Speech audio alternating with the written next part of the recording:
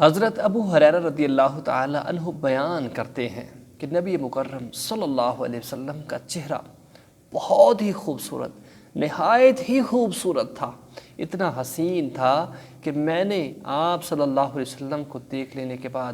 آپ سے زیادہ حسین کوئی نہیں دیکھا۔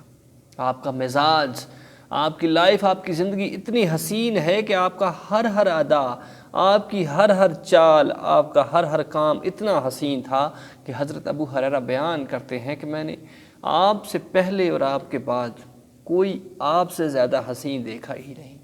دنیا کے اندر میں نے ایسا شخص پایا ہی نہیں کہ جس کے چہرے کو دیکھ کر بندے کا دل جو ہے اللہ کی طرف مائل ہوتا تھا۔ نبی کریم صلی اللہ علیہ وسلم کے چہرے کو جن اصحاب نے دیکھا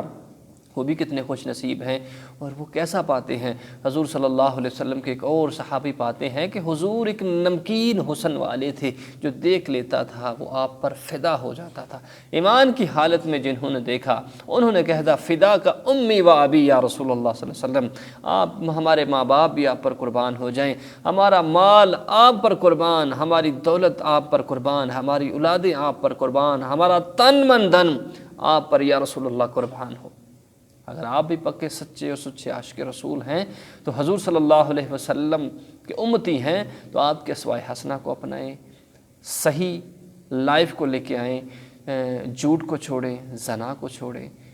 جو بھی غیبت یعنی کہ گناہ پائے جاتے ہیں ان کو چھوڑ دیجئے، انشاءاللہ زندگی سنور جائے گی۔